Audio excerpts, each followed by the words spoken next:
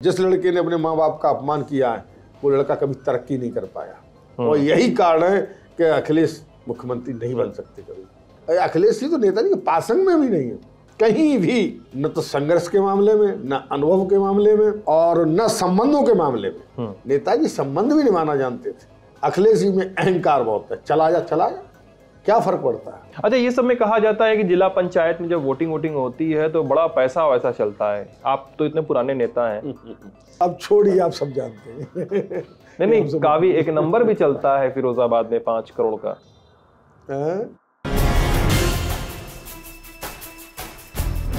नमस्ते, मेरा नाम सिद्धांत है और दी लल्लन टॉप की चुनाव यात्रा में हम इस समय फिरोजाबाद जिले की शिकोहाबाद में इलाके में हैं। विधायक हैं और प्रत्याशी भी हैं सिरसागंज से हरिओम यादव। बीते दिनों सुर्खी बनाई थी कि मुलायम सिंह यादव के वो समधी जो सपा छोड़ के भाजपा में चले गए। ये सब खबरों पे तो बाद में आएंगे। हरिओम जी, बात करने के लिए बहुत बहुत शुक्रिया सर। धन्यवाद।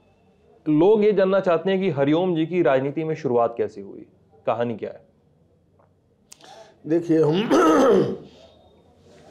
स्टूडेंट लाइफ से नेताजी से प्रभावित होकर, नेताजी मतलब मुलायम सिंह जी, नेताजी से प्रभावित होकर और सन 80 में हम नेताजी से जुड़े और उनके साथ हमने राजनीति शुरू की। पढ़ाई लिखाई कहाँ से हुई थी? शिकोहाबाद से। जूनियर हाई स्कूल हमने अपने गांव से किया, ग्राम गढ़सान से। जो बेसिक शिक्षा वो हमारी ग्रामीण प्रवेश में हुई। जूनियर हाई स्कूल के बाद वहाँ कोई साधन नहीं था पढ़ने का। फिर फादर ने यहाँ हमको एडमिशन कराया पाली इंटर कॉलेज में। इंटर हमने किया पालीवाल इंटर कॉलेज से और ग्रेजुएशन किया हमने नारायण महाविद्यालय से। अच्छा, और उस समय नेताजी के संपर्क में आ गए? हाँ, उस समय जब हम ग्रेजुएशन कर रहे थे उसी समय हमारे गांव के परिवार के ही, मान लिए हमारे ताऊ जी लगते थे, गंगा साहब यादव जी। वो जनता पार्टी उस समय बनी थी तो वो चुनाव लड़े थे सन 77 में। तो चुनाव जीते, उन्हीं के साथ हम लोग झंडा लेके चलने लगे स्टूडेंट लाइफ में। तो राजनीति शुरुआत हो गई। पहला टिकट कब मिला जी? पहला टिकट कब मिला? पहला टिकट पहले तो हमारी पत्नी हुई जिला पंचायत अध्यक्ष 1995 में। 2000 में मैं जिला पंचायत का अध्यक्ष हुआ और 2002 में मुझे टिकट मिल गया। विधानसभा लड़ी है जी, शिकोहाबाद से। सिरसागंज कब शिफ्ट हुए? सिरसागंज नई विधानसभा बनी सन 2012 में, 12 वाले पसीमन में। हाँ, उसमें सिरसागंज आप उधर चले गए जी। अच्छा, ये कहा जाता है, इस पे कितनी सच्चाई है? जब मैं घूम रहा हूँ 1-1.5 दिन से फिरोजाबाद शिकोहाबाद के इलाका, कई लोग कहते हैं कि हरिओम जी के बीहड़ में भी बड़े अच्छे संबंध थे। बीहड़ के इलाकों में जो एक समय तक दस्यू सरगनाओं का इलाका था, तो उन्होंने हर जगह अपने संपर्क बनाए थे। देखिए, और इस वजह से कई सारे केस भी लद गए उनके ऊपर। ऐसा है, बेहड़ में मेरा जन्म ही हुआ है। मेरा गांव ही जंगल में, जमुना की तलेटी से 2 किलोमीटर पीछे। बदमाशों से हमारा कभी कोई संपर्क नहीं है। बदमाशों के खिलाफ हमारा परिवार रहा। इसका परिणाम हमारे फादर की हत्या हुई सन 1980 में। तब मैं पढ़ रहा था। ओके। और कभी भी किसी कोई बदमाश से न संपर्क हुआ और न बदमाशी का मेरे ऊपर कोई मुकदमा है आज तक। मेरे ऊपर जो भी मुकदमे हैं, गांव की थोड़ी पार्टी बंदी की, इलेक्शन वाले, जब मैं पढ़ता था तब भी गांव में पार्टी बंदी थी, प्रधानी के चुनाव हो गए या हो, उसमें मुकदमे लिखा दिए। या मायावती जी ने अपनी सरकार में 8-10 मुकदमे मुझ पर, आंदोलन के सारे राजनीतिक मुकदमे लिखाए। कोई मेरे ऊपर अपहरण, डकैती, लूट, ऐसा कोई मुकदमा हमारे ऊपर नहीं। मुलायम जी से भी बातचीत होती है? हम टिकट जब हम मिली थी, बीजेपी में गए थे, उससे पहले नेताजी से मेरी बात हुई थी। बीजेपी में जब गए थे उससे पहले? मतलब जब प्रसपा और बीजेपी के बीच में थे आप? नहीं, तब प्रसपा में ही थे। हाँ। क्या बात हुई थी? नेताजी से हमने परिस्थिति रखी। अब नेताजी क्या फोन पे ही सामने? सामने। अच्छा। और नेताजी की, मेरी बेटी की शादी भी थी नवंबर में, मैं कार्ड देने भी गया था। उस बीच में 2-3 बार नेताजी से मेरी भेंट हुई और नेताजी की सारी स्थिति, नेताजी दुखी भी थे और उन्होंने कहा कि आप, मेरा स्थिति तो आपको मालूम ही है और पार्टी में मुझे कोई पूछ नहीं रहा, न मेरे कहने से आपको टिकट दी जाएगी आप अपना भविष्य उचित समझे वहां तलाश लीजिए। मुलायम सिंह यादव ने कहा, नेताजी ने कहा कि मेरी कोई सुनने वाला नहीं है। हाँ, नहीं है, कौन पूरा देश, अरे मुनि सुनने वाला होता तो अर्पणा बीजेपी में जाती क्या, या हम जाते, अरे उन्हीं की चलती होती तो, या शिवपाल सिंह की ये दुरुस्ता होती। शिवपाल सिंह तो अपना गेम बना चुके हैं ऐसा कहा जाता है भाई, अब तो पार्टी में वापस चले गए लगभग एक तरह से। देखिए चले गए हैं पार्टी में। शिवपाल सिंह बड़े नेता हैं, वो चाहते हैं कि मेरा परिवार इकट्ठा बना रहा है। उनने हमेशा परिवार के लिए लड़ाई, परिवार के लिए संघर्ष किया उन्होंने, जनता के लिए, लेकिन वो ये चाहते थे परिवार हमारा इकट्ठा। तो उन्होंने सारे अपने ये समझिए कि मान अपमान सब भूल करके उन्हें परिवार को एक करने के लिए अपना चले गए। और उनके परिवार में तब पार्टी पे किसकी चलती है इस समय, अखिलेश की? नहीं, मैं तो नहीं समझता अखिलेश की चलती है। अखिलेश की चलती तो यहाँ फरीदाबाद की सीटों का जो बंटवारा हुआ वो अखिलेश की इच्छा के विरुद्ध हुआ है। अच्छा, तब किसकी चलती है? प्रोफेसर, वही नासूर है इस पार्टी में। प्रोफेसर रामगोपाल यादव की बात कर रहे हैं आप? इन जिलों के तो रामगोपाल की चली है, अंतर नहीं कैसे, एटा, फरीदाबाद, पश्चिम में जैसे बदायूं है, तो इन कई जिलों में वो फरकाबाद है, प्रोफेसर की चली है। चलिए इन सब बातों पे थोड़ी देर बाद आएंगे। आपके पास की विधानसभा है जसराना जी, वहां से विधायक थे रामवीर यादव जी, पार्टी से निकाल दिए गए थे, फिर से अभी हाल फिलहाल वापस गए हैं सपा में जी, अपने बेटे के साथ। जी। कहा जाता है कि क्षेत्र में रामवीर यादव और हरिओम यादव के समर्थकों के बीच में हमेशा मारपीट जैसी स्थिति बनी रहती थी। मतलब ऐसा कि लगता था, कई बार खबरें चली कि गुर्गों के बीच में कट्टे चल गए। 2007 में एक रैली थी, रैली में मुलायम सिंह भी मंच पे थे और उन्होंने आप दोनों लोग को समझाया था कि दोनों लोग सुधर जाओ। मतलब उन्होंने डांटा भी था दोनों लोगों को। कितनी सच्चाई है इस बात में? ये सही बात है। सही बात है, ये सही बात है। हम लोगों में राजनीतिक प्रतुलता रही, और हम लोगों में नहीं रही, समर्थकों में रही। समर्थकों में रही? हाँ, हम लोगों में तो कोई नहीं रहा, लेकिन समर्थकों में होता, हर दल में होता है, समर्थकों में एक दूसरे के टकरा होता है, तो टकरा, कट्टे बट्टे कभी नहीं चले, ऐसा नहीं कुछ हुआ कट्टे बट्टे चले हो। और नेताजी ने हम लोगों को समझाया था, ये सही। नेताजी ने बैठे मंच से भी समझाया, नेताजी ने हम लोगों को बुला के बैठाल के भी समझाया। क्या बोले थे नेताजी? कहे कि देखिए तुम दोनों नेता हो, मेरे लोग हो, और आपसी में तुम दोनों लड़ोगे तो पार्टी का नुकसान होगा। आप प्रसपा में थे, शिवपाल जी की पार्टी में। मतलब जो अभी मैंने बात कही कि उनका लगभग ठीक हुआ, वो घर परिवार बना रहे थे, आपने कहा शिवपाल जी ने क्या आपके लिए बैकिंग नहीं की कि पार्टी में आ जाइए वापस बुलाने के लिए? नहीं, शिवपाल सिंह ने कोशिश की, शिवपाल सिंह को धोखा दिया गया।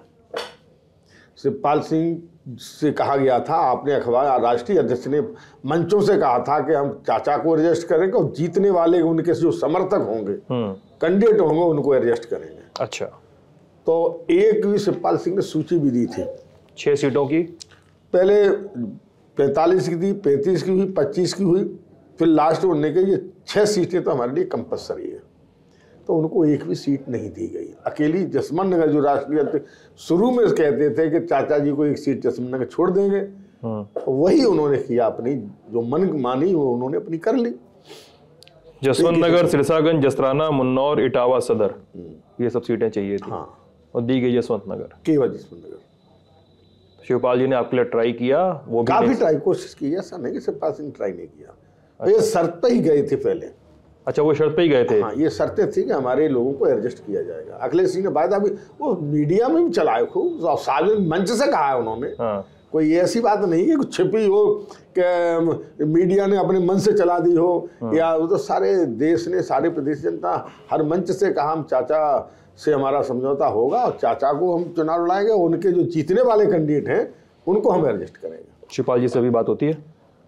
बात तो हमेशा होगी, रिश्तेदारी है तो बात क्यों नहीं होगी। राजनीति में उनसे समधी आपकी भतीजी मुलायम सिंह यादव की भतीजे के साथ ब्याही हुई है ना, ये समधी आना है ना? ठीक।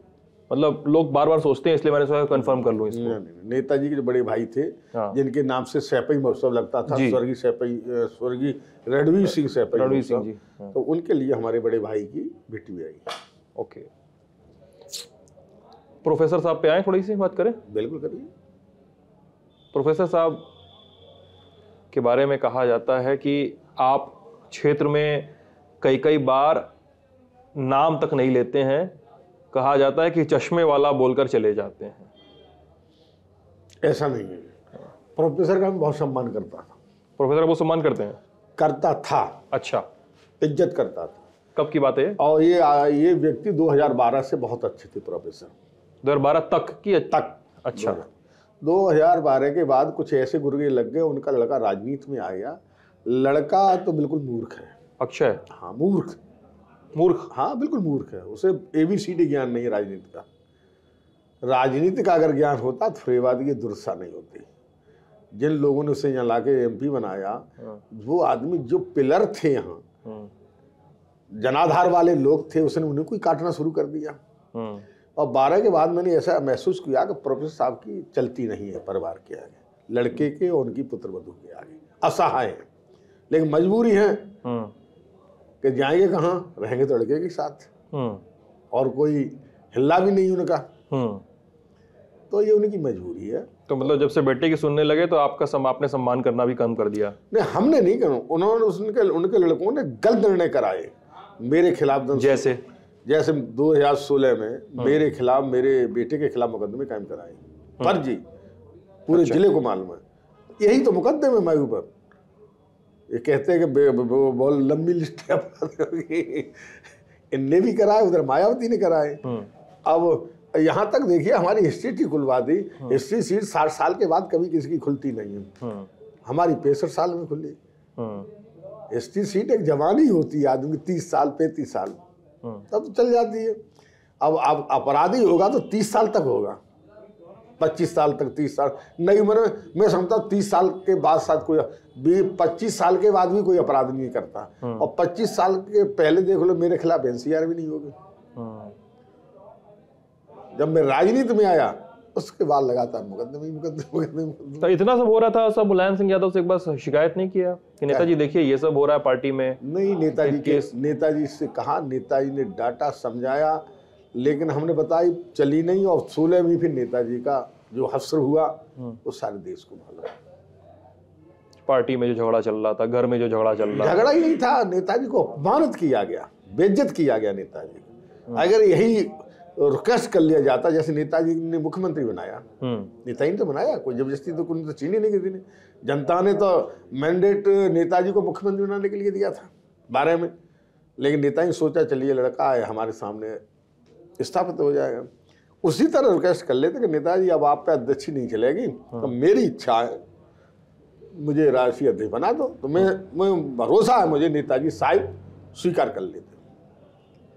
रामगोपाल जी से आपके 2012 के बाद संबंध खराब हुए, उसके पहले चलते हैं हम लोग थोड़ा पीछे, 2009 में चला जाए। फिरोजाबाद से डिंपल यादव चुनाव लड़ रही थी और पूरा चुनाव कहा जाता है फिरोजाबाद में आप बड़ी मुस्तैदी से मैनेज कर रहे थे, आप देख रहे थे। आपके साथ और कौन कौन से थे जो लोग आपके साथ लगे हुए थे डिंपल जी का चुनाव लगवाने में? अजीम भाई थे, रामवीर सिंह थे, ये 3 लोग लगे हुए थे। डिंपल चुनाव हार जाती हैं जी। एक बार उस समय भी आपको पार्टी से निष्कासित किया जाता है।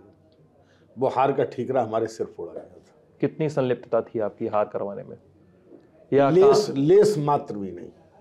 आपने जोर लगाया था पूरी ताकत, पूरी ईमानदारी से, क्योंकि वो हमारी प्रतिष्ठा से चुनाव जुड़ा था।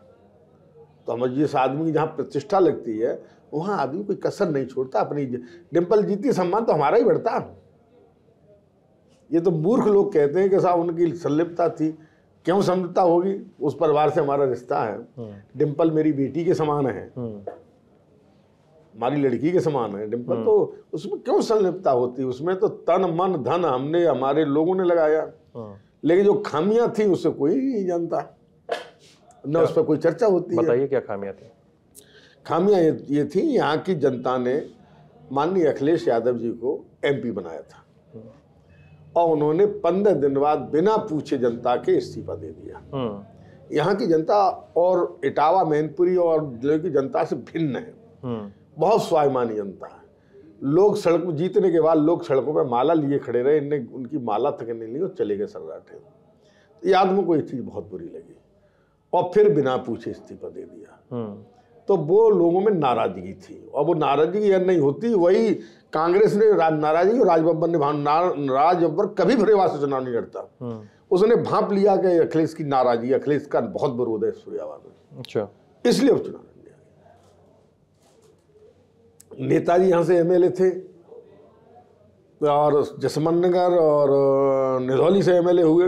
तो नेताजी ने जब इस्तीफे दिए थे तो यहाँ की जनता से पूछा था कि हम इस्तीफा दें या न दें। तो लोगों ने मना किया कि सबसे ज़्यादा वोटों से जीते, सीट रखिए। तो नेताजी ने यहाँ की जनता की बात मान ली, वो यहाँ की सीट रखी, यहीं से मुख्यमंत्री रहे फिर। तो ये अखिलेश एक बार लोगों से आके धन्यवाद दे जाते कि आपने हमें जिताया, आपको बहुत बहुत धन्यवाद, अब हम इस सीट को छोड़ना चाहते, क्यों कन्नौज से हम ज़्यादा वोट से जीत गए तो उसे हम रखेंगे, और इस सीट से हम निराश मत होइए, हम अपने ही परिवार के किसी व्यक्ति को चुनाव लड़ाएंगे। स्वीकार कर लेती जनता। तो ये इस पर कोई नहीं आना चाहता, केवल ये कि वो अच्छा किया हमने कर लिया, अखिलेश हमने जिताए, एक दिन वोट मांगने नहीं आए, तब किसी ने नहीं कहा कि हरिओम यादव ने अखिलेश को जिता दिया। केवल पर्चा भरने आए थे अखिलेश जी, और डिम्पल का चार्ज भी नहीं था मुझे जिताने। पूरा घर लगा रहा, पूरा देश लगा रहा, पार्टी पूरे हिंदुस्तान की पार्टी, समाजवादी पार्टी का पूरा कार्यकर्ता नेता यहाँ पड़ा रहा। तो मेरे ही सिर्फ ये दोस्त क्यों मरा गया? तब तो न मेरे हाथ में कमान थी, खुद अखिलेश उस कमान को संभाले थे, नेताजी खुद डेरा डाले थे, मैं कहाँ से बीच में आ गया? हाँ, अखिलेश हारते तब मेरे हाथ में पूरा पावर था, तो कहा जा सकता था कि हरिओम ने धोखा दिया या संलिप्तता थी, अखिलेश को हरवा दिया। आप जा रहे थे, फिर निष्कासन के बाद आप विंध्याचल जा रहे थे। हाँ, विंध्याचल जा रहे थे और पार्टी में लौट रहे थे, विंध्याचल से लौट रहे थे जी। और आपको रामगोपाल जी ने फोन करवाया था, मुलायम सिंह जी से कहा जाता है। नहीं, और उस समय पार्टी में वापसी जो हुई थी रामगोपाल जी के हस्तक्षेप से हुई थी। नहीं, रामगोपाल की वजह से तो हमको निकाला ही गया था। नाराजगी रामगोपाल से ही थी उनकी, हम रामगोपाल के बहुत करीबी माने जाते थे। ये चीजें उस समय करीबी थे आप? बहुत करीबी थे, बहुत करीबी थे। और ये चीजें उस परिवार को अच्छी नहीं लगती थी, कहते थे कि हमारे रिश्तेदार करीबी रामगोपाल की है, तो ये रहता था कहीं न कहीं। तो ये नहीं, नेताजी ने मुझे सीधे, नेताजी ने हमारे निकाल के, नेताजी बहुत खिलाफ थे। इनने नेताजी से पूछा तो नेताजी ने उस समय मना भी कर दिया। तो अजय कही कि तो हरिओम को नहीं जानते हो, अगर हरिओम को छेड़ोगे तो पूरा हमारा जिला साफ हो जाएगा। और जब वो संदेश यहाँ से गया तो हम लौट रहे थे, हम इलाहाबाद निकल रहे थे, तब तक नेताजी का फोन आ गया हमारे फोन। किसने करवाया था? खुद से किया था? नहीं, स्वयं नेताजी, किसी ने करवाया। नेताजी तो स्वयं, नेताजी को एक एक आदमी के बारे में मालूम है, किस आदमी में कितना वजन है, 100 ग्राम है कि 250 ग्राम है, पकड़ के हाथ फेर के नेताजी पता कर दे कि इसमें 1 कुंटल वजन है या इसमें 10 किलो वजन है। इतना अनुभवी नेता देश में नहीं है। यूपी में तो दो ही नेताओं के बारे में इतनी बात होती है कि इतना अनुभव किसी के पास नहीं है, कल्याण सिंह और एक मुलायम सिंह यादव। मैं बताता ना, नेता कल्याण सिंह जी देश के बड़े नेता है, उनके साथ हमने काम नहीं किया, इसलिए उनके बारे में ज़्यादा हम नहीं कह सकते, सम्मान करते हैं। लेकिन नेताजी के बारे में हम एक एक चीज़ बता सकते हैं। नेताजी के साथ हम बहुत रहे, घंटों बातें हुई हैं, गाड़ी में चले, लखनऊ से दिल्ली तक बैठा लिया तो दिल्ली तक बातें 6-6 घंटे का मौका मिला, बात करते रहे 6 घंटे। हाँ, बात करने का मौका मिला, हर तरह की बात करते, राजनीति की बात करते थे, परिवार की बात करते थे। नेताजी सबका ख्याल रखते थे, जिले के लोगों की बात करते थे, रिश्तेदारी में के लोगों की बात करते थे, वो कैसा है, क्या स्थिति है उसकी, सबका हालचाल लेते रहते थे। ये नेताजी की क्वालिटी थी, ऐसा नेता पैदा नहीं हो सकता। हम लोग तो, अखिलेश जी तो नेताजी के पासंग में भी नहीं है कहीं भी, और किसी चीज में, न तो संघर्ष के मामले में, न अनुभव के मामले में, और न संबंधों के मामले में। नेताजी संबंध भी निभाना जानते थे। संबंधों में अपना आदमी ने कितनी भी बड़ी गलती की होगी तो नेताजी डांट डूट के उसको ठीक रखते थे। ये नहीं करते थे कि उस पार्टी से किनारा करूंगा। नेताजी को पता लग गया कि ये आदमी मेरा 500 वोट बिगाड़ देगा, तो अपने लोगों से कहते निकल नहीं जाए, इसको देख रहना, ले आना मेरे पास, ये मेरी फोन से बात करा देना।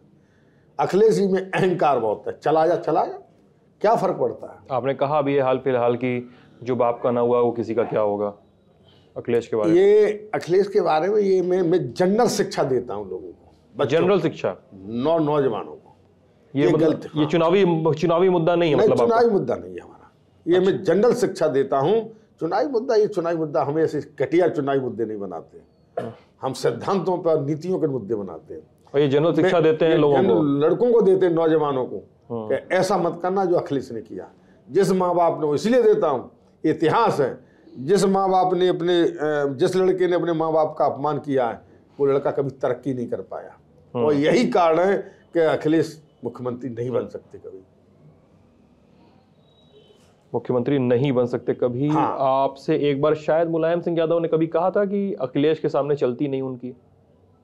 कई बार कहा, एक बार कहा, कई बार कहा। कई बार हम लोगों को, जब सरकार थी तब हम लोग उसे कहते थे अखिलेश को समझाइए, ये रामगोपाल अखिलेश को बर्बाद कर देगा।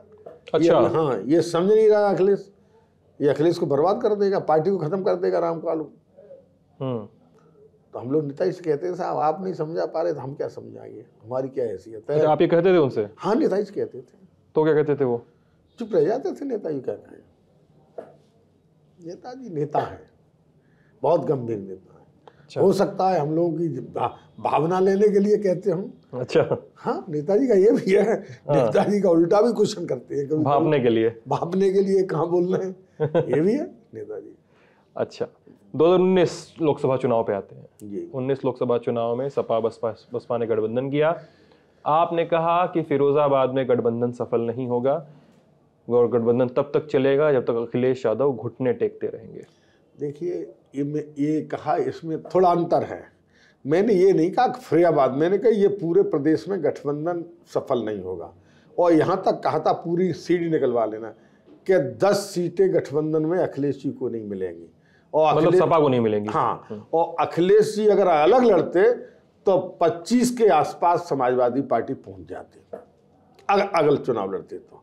और गठबंधन में के 23 को रिजल्ट निकलेगा, 24 को बहन जी अखिलेश में लाद दे के भाग जाएंगे। और वही हुआ, एक एक सब आप नोट करना, निकाल लेना वो सीधे।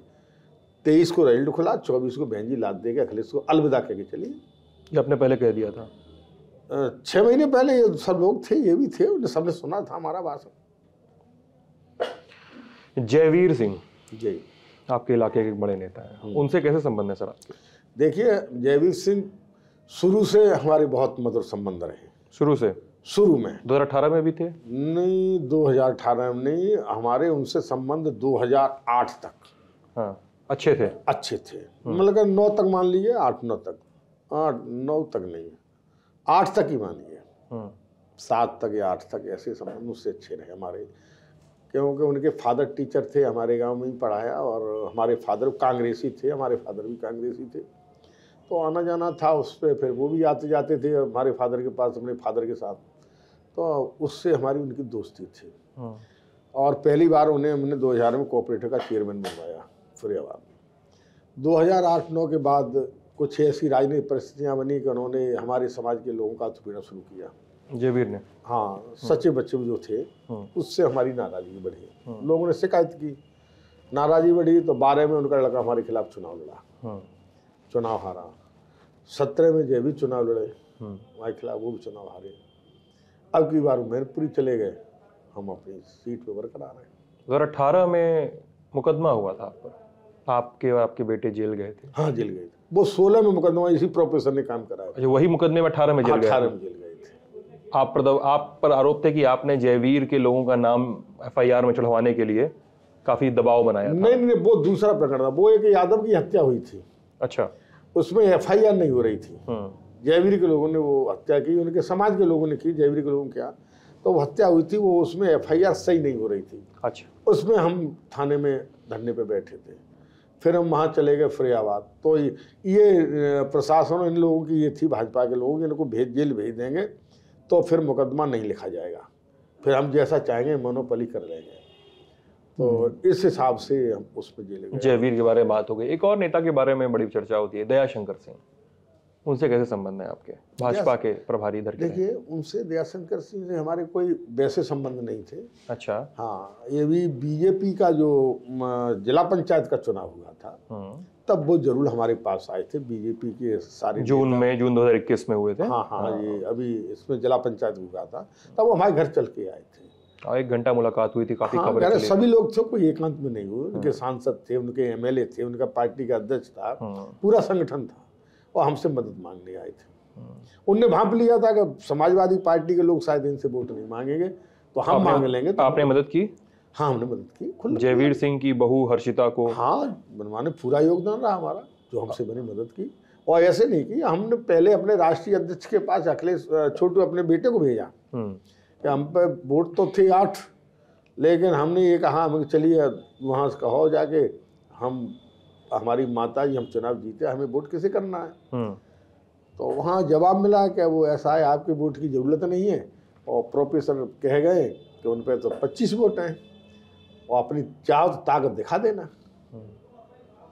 तो ताकत फिर चुनौती, चैलेंज स्वीकार करना पड़ता है। कोई भी चैलेंज अगर देगा तो स्वीकार तो करना पड़ेगा, नहीं करोगे तो घर बैठ जाइए, फिर तो खत्म।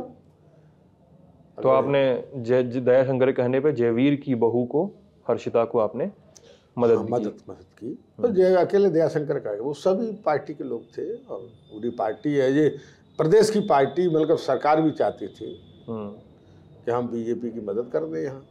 अब कैसे संबंध है जयवीर से? अच्छे हैं। अब ठीक हो गए? हाँ, तभी भी ठीक हो गए, जिला पंचायत में ठीक हो गए थे। अच्छा, उस समय ठीक हो गए थे। अच्छा, ये सब में कहा जाता है कि जिला पंचायत में जब वोटिंग होती है तो बड़ा पैसा वैसा चलता है। आप तो इतने पुराने नेता हैं, क्या सुनते हैं? हमारे घर में 3 बार अध्यक्ष रही है। अब ये मत पूछिए, सार्वजनिक चीज नहीं है। सार्वजनिक नहीं है? सच्चाई है लेकिन इस बात में? यस। अब छोड़िए, आप सब जानते हैं। नहीं, काफी एक नंबर भी चलता है फिरोजाबाद में 5 करोड़ का। 5 करोड़ का एक नंबर भी चलता है। अब वो जयवीर को जो मदद करने के एवज में शायद ऐसे आरोप लगते हैं हम पर। हाँ, देखिए, राजनीति में जिस आदमी ने लेन देन का गेम किया वो खत्म हो जाता है।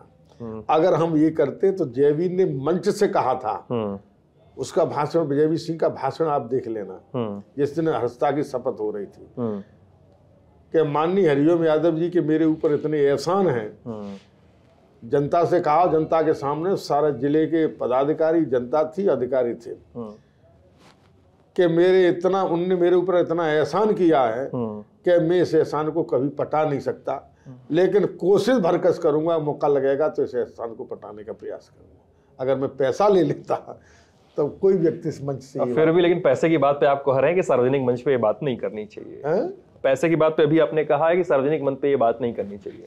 ना, जयवीर थोड़ा कहा पैसा, आप अभी हमसे कह रहे थे। ना, हम कह रहे हैं ना, तो पैसा ले, मैं कह रहा हूँ पैसा ले लेते तो ये बात कौन कहेगा मंच से, कौन तारीफ करेगा? ये कहता उन्होंने पैसा ले लिया, हमारे ऊपर क्या एहसान है। तो ये सब। अच्छा, हाल फिलहाल का निष्कासन क्यों हुआ पार्टी से?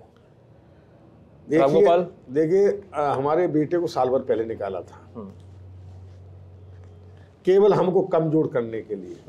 उनको ये भ्रम था कि समाजवादी पार्टी से इनकी राजनीति है, समाजवादी पार्टी से हट जाएंगे तो ये खत्म हो जाएंगे राजनीति में। फिर जिला पंचायत के चुनाव आए तो वो चाहते थे कि इनको खत्म किया जाए, और अखिलेश ही नहीं निकाल रहे थे। अखिलेश जी ये कहा कि इनको आप निकाल लोगे तो हम अध्यक्ष जीत के आ जाएंगे। अध्यक्ष अखिलेश जी ने कही ठीक है, तुम्हारा जिला जो चाह हम निकाल लेते हैं।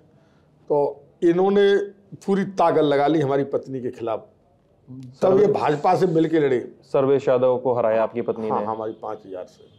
दोनों, जब जयवीर सिंह तब उनकी प्रोफेसर की दोस्ती थी। सर्वेश यादव सिरसागंज विधानसभा में सपा के प्रत्याशी हैं आपके खिलाफ इस समय। तो वो जयवीर सिंह और तब प्रोफेसर की दोस्ती थी, और दोनों मिलके लड़े, तभी हमने 5000 से हरा दिया। प्रोफेसर की दोस्ती थी? हाँ, उस समय काफी गहरी दोस्ती थी। वो लक्ष्य ये था कि इनको हरा देंगे। जयवीर सिंह को ये था कि हमारे सामने कोई लड़ सकता है तो ये लड़ सकते हैं। अच्छा। तो जिला पंचायत इनको यहाँ कमजोर कर दिया जाए, हार जाएंगे तो लड़ने लायक ही नहीं रहेंगे। तो हमारी जयवीर सिंह के ऐसे थी 36 का आंकड़ा। अच्छा, उस समय तो उसमें हमने उनको हरा दिया था। पार्टी फिर बाद में दयाशंकर सिंह ने ज्वाइन करवाई? नहीं, बीजेपी किसने ज्वाइन करवाई तब? सही ईमानदारी की बात है, मैं गया था करौली माँ के दर्शन करने। अच्छा। दर्शन करके मैं लौटा तो 10:30 पौने 11 पे लौटा ही, कपड़े उतार रहा था तो डिप्टी सीएम माननीय दिनेश शर्मा जी का फोन आया। अच्छा। हमारे कॉल पे। मेरी उससे पहले उनसे कभी बात नहीं थी। हाँ, दुआ सलाम होती थी आपसे। नंबर फीड था मेरे में, तो वो नंबर में उठाया, हमने कहा हाँ कहिए शर्मा जी कैसा है कि आप कहाँ उस समय? हमने कि हम अब करौली से लौटे, कपड़े उतार रहे, घुस पाए घर में। कैसा है सुबह आपको चीफ मिनिस्टर, आपसे वे नहीं कहा कि आपको, आपसे सुबह चीफ मिनिस्टर जी और हम सब लोग केशव प्रसाद मौर्य जी, राष्ट्रीय अध्यक्ष जी अमित शाह जी बात करना चाहते हैं। सुबह के समय 8 बजे, शाम को आया रात फोन। हाँ। तो हमने कि कोहरा है रात में, हम के कैसे हम 8:30 बजे दिल्ली पहुंच जाएंगे, यहाँ से 3 घंटे सारा कोहरा है, कितना टाइम लगा। तो हमने अपने बेटे को, जो हमारा अध्यक्ष रहा जिला पंचायत विजय प्रताप, बुलाया। हमने कैसे फोन आया, छोटू कहते हैं। हाँ छोटू कहते हैं। तो 8:30 कहते, तो उन्होंने कि पापा न हो तो अभी चलो। तो हमने कि अभी यार कोहरा है, क्या? अरे हम थक गए, करौली बहुत दूर है यहाँ से, लौटा फिरा 700 किलोमीटर लगभग पड़ता है यहाँ से करौली। तो थक गए कि तो हम जगते रहेंगे, तुम गाड़ी में लेट लेना, सुबह नहीं पहुँच। तो हम गए तो 2 बजे दिल्ली पहुँच गए, ईपी भवन में अपने सोए। कहाँ पे? ईपी भवन दिल्ली। और जल्दी सुबह नहा धो के 8 बजे का टाइम था, वो ईपी सदन में रुके थे। गए पहुँचे तो मुख्यमंत्री थे, प्रदेश अध्यक्ष स्वतंत्र देव सिंह थे, केशव प्रसाद मौर्य जी थे, दिनेश शर्मा जी थे, सभी लोग थे पार्टी के। बुलाया, बातचीत, चाय नाश्ता कराया, बातचीत की। लेकिन इस बात के लिए मैं धन्यवाद दूंगा कि मैंने टिकट नहीं मांगा, पार्टी ज्वाइन नहीं की, और मुझसे पहले ही कह दिया गया कि आपकी टिकट फाइनल कर दी है, अब आप पार्टी ज्वाइन करिए। ये मैंने पहली बार ऐसा देखा है। तो मैं इसलिए भारतीय जनता पार्टी के लोगों को बहुत बहुत बधाई, धन्यवाद, मुख्यमंत्री, प्रदेश अध्यक्ष, सबको धन्यवाद देना चाहता हूँ। नलोज कहते पहले ज्वाइन करो तब विचार करेंगे। पहले टिकट दिया गया फिर ज्वाइन करवाएगा। पहले अब वो टिकट का कागज थोड़ी दे दिया, मतलब पहले जबान से कह दिया कि आपकी टिकट हम लोगों ने फाइनल कर दी है और आप पार्टी ज्वाइन कर लीजिए। हमने मौका भी मांगा 2 दिन का। हमने हमें 2 दिन का समय दे दीजिए, हम किसी ब्राह्मण से बहुत निकलवा के तो हम ज्वाइन कर लेंगे। तो दिनेश शर्मा जी बोले कि हमसे बड़ा ब्राह्मण कौन है आप आगे ज्वाइन करिए। तो हमारे बेटे ने कही कि चलो कह रहे हैं, पर हालांकि मुख्यमंत्री जी ने बेचारे ने कहा कि ऐसा है कि अगर ये मानते हैं तो 2 दिन का समय दे दो, लेकिन वो ही नहीं कि नहीं आज ही कराओ। तो अच्छा, करा दिया, कर लिया। सबसे पहले सूचना आपने किसको दी? हमने किसी को नहीं दी। हम तो पत्रकार वाला पूछ भी रहे थे कि तुम ज्वाइन कर रहे हैं, कैसे पता लगा? नहीं, हम तो पता नहीं है, दिल्ली आए, बुलाया है कि कहाँ आए, हम वैसे ही काम से आए।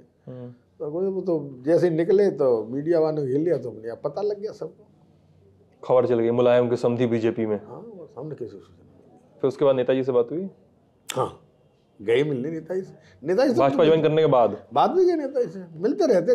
नेताजी हमारे नेता हैं, अभी भी मानते हैं उनको नेता आप? हमेशा बिल्कुल, सांस रहेगी तब तक नेताजी का सम्मान करेंगे और नेता मानेंगे, और नेता हैं वो हमारे जैसे करोड़ों लोगों के नेता हैं। नेताजी हमारे जैसे करोड़ों लोगों के नेता हैं, हमारे नेता नहीं। हमारे तो उनसे पारिवारिक रिश्ता भी है, हमारी हिस्सेदारी है भाई, सामाजिक रिश्ता है। तो नेताजी के पास तो अगर राजनीति नहीं करेंगे, पार्टी में नहीं रहेंगे, तो अभी आएंगे जाएंगे, हर दुख दर्द में शामिल होंगे उस परिवार के में। राजनीति अलग चीज है, जहाँ संबंध होते हैं। अब हम बीजेपी में हम हर लोगों से संबंध हैं। हम किसी भी दल में कहीं चले जाएं तो अगर बीजेपी के लोगों से संबंध थोड़ी कटता थोड़ी कर लें, उनके दुख में शामिल होना चाहिए। ये संस्कार होने चाहिए लोगों में। अच्छा, एक चीज़ बताइएगा सर, ये कहा जाता है कि हरिओम यादव खासकर इस बेल्ट में, फिरोज़ाबाद में, जिसमें फिरोज़ाबाद एटा का और आपका मैनपुरी इटावा जो एक बड़ा यादव बेल्ट है, ये कहा जाता है हरिओम यादव बार बार यहाँ पे घोसी बनाम कमरिया यादवों के बीच का जो संघर्ष है उसको हवा देते हैं। ये लोग कहते हैं कि आप ये कहते हैं राम गोपाल यादव कमरिया यादव हैं, इसलिए वो किसी घोसी यादव को आगे बढ़ना नहीं देखना चाहते। कितनी सच्चाई है इस बात? देखिए, ये चीज़ हम मानते नहीं है कि उस घर में अगर हम ये मानते तो हम अपनी बेटी क्यों करते। पहली बात, हमारी बेटा की ससुराल भी एक घोसी यादव हैं। हाँ, और कमरियों की लड़की है, हमारे विजय प्रताप की ससुराल कमरियों में, हमारा एक भतीजा उसकी ससुराल कमरियों। ये हम नहीं मानते, ये रामगोपाल जरूर मानते हैं।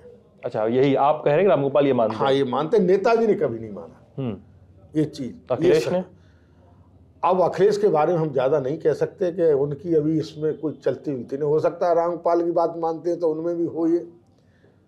शिवपाल भी नहीं मानते ये? शिवपाल नहीं मानते। शिवपाल की ससुराली घोषियों में, नेताजी की सारी रिश्तेदारी घोषियों में, तो नेताजी का परिवार नहीं मानता। तो ये रामगोपाल मानते हैं? रामगोपाल जरूर मानते हैं कि घोषी कोई नेता, एमएलए तो बना सकते, नेता नहीं पनपने देते रामगोपाल किसी को कि यहाँ घोषियों में कोई नेता पैदा हो। और आजमगढ़ से लेकर दिल्ली तक कोई घोषी नेता है नहीं, अकेले हम ही बीच में बचे। हम चाहे नेता मान लो, चाहे कार्यकर्ता मान लो, चाहे कुछ भी मान लो। और अब भी आप सपा में भी नहीं है अब? और सपा में भी नहीं है, इसलिए तो नहीं है। अगर हम घोषी नहीं होते तो हमें कौन निकालता फिर? तो हम बने ही रहते नाक का वाल। और घोषी और कंवरिया लोगों में अभी भी सपा के प्रति वो है एकदम है। देखिए, नेताजी ने नहीं माना, पूरा प्रदेश का यादव नेताजी को नेता मानता था। नेताजी ने समाज को आगे भी बढ़ाया, ऐसा नहीं हम जैसे लोग आगे राजनीति में कौन पूछता था यादवों को? पूर्वांचल में तो कोई नहीं पूछे, चलो हम लोग तो संपन्न थे, पारिवारिक बैकग्राउंड बहुत मजबूत थी, तो लेकिन पूर्वांचल में यादवों की दुर्दशा थी वो नेताजी ने। लेकिन अखिलेश ने यादवों का शोषण बहुत किया और बहुत पीछे कर दिया। रामगोपाल तो कतई पसंद ही नहीं करते घोषियों को, उन्हें तो बदबू आती है घोषियों में। तो लेकिन हम लोग ये चीज नहीं मानते। आप नहीं मानते हैं ये बात? हम नहीं मानते। और आप कह रहे हैं कि घोषी और कंवरिया जो भी रहे हैं वो मुलायम सिंह यादव के समर्थन में है? 90% यादव, 95% यादव नेता, लेकिन अब सपा से छटक गया है। अब आप पार्टी वाली लाइन पकड़े हैं, वरना अभी तक बोल रहे थे कि मुलायम जी के साथ है। जो हाँ सही बात है, क्योंकि सारे लोगों को मालूम नेताजी की नहीं, नेताजी हम कहाँ नेतृत्व करने, किसी को दिखाई दे रहे हैं, किसी मंच पर किसी ने देखा, किसी रैली या मीटिंग करने, किसी एमएलए के चुनाव सभा में जा रहे हैं नेताजी, तो सब जानते हैं नेताजी की नहीं चल रही है, नेताजी कोई पूछ नहीं रहा। तो ये छटक गया और ये बेल्ट हमारी वजह से 5 सीटें भाजपा की झोली में जा रही हैं। 30%। चलिए वो तो हम उस समय देखेंगे। एक आखिरी छोटा सा सवाल हम फ्लोट कर दे रहे हैं आपके लिए। नरेश अग्रवाल हरदोई में जो है, हमने उनका इंटरव्यू किया था, वो भी सपा के बड़े नेता रहे, अब वो आ गए भाजपा में, उनका बेटा भी आ गया, और अब भी सपा के पुराने नेता रहे, अब आप भी भाजपा में हैं। तो मैंने उनसे भी पूछा था, और जो भी ऐसे टर्न कोर्ट्स लीडर रहे हैं जो मतलब पार्टी बदल लेते हैं, उनसे मैंने पूछा कि अपनी पेरेंटल पार्टी, पुरानी पार्टी पर के प्रति आप सलाह क्या देंगे? उस पार्टी को रिवाइव करने का, उसको जिंदा करने का, या उसको और सफल बनाने का प्लान क्या है आपके पास? आप क्या जवाब देंगे ऐसे मौकों पे? देखिए, अब उस दल में तो हम है नहीं। हमारी सलाह अखिलेश जी को ये है कि पुराने लोगों का सम्मान करें, और जो चाटकार, जो दलाल किस्म के बेईमान और लफंगे जो इकट्ठे कर लिए, उनको दूर करें। और रामगोपाल को अगर 1 साल के लिए पार्टी से निकाल देंगे अखिलेश जी, तो पार्टी पुनः पुरानी उस पर आ जाएगी, स्पीड पे। अच्छा, हाँ, ये हमारी सलाह है अखिलेश जी। चुनाव होता है नहीं होता है, अखिलेश जी का अगर न्योता देते हैं आपको अखिलेश जी, क्या ये फिर से जाएंगे? अब नहीं जाएंगे, अब सवाल ही नहीं। हमारा ये प्रतिज्ञा थी पहले कि हम सपा के झंडे में ही आखिर तक रहेंगे, लिपटेंगे तो उसी में लिपटेंगे, और हमने अपनी तरफ से सपा छोड़ी नहीं। हमको लात मार के अपमानित करके निकाला गया, तो जिस दल ने हमें सम्मान दिया है, तो अब उस दल के साथ उसी झंडे में लिपटा जाएगा। चलिए, भारतीय जनता पार्टी को धोखा नहीं दे सकते। Thank you sir. तो ये थी हरिओम यादव के साथ हमारी बातचीत। आपको कैसी लगी हमें ज़रूर बताइएगा कमेंट सेक्शन में। अपना ख्याल ज़रूर रखिएगा। बहुत बहुत शुक्रिया।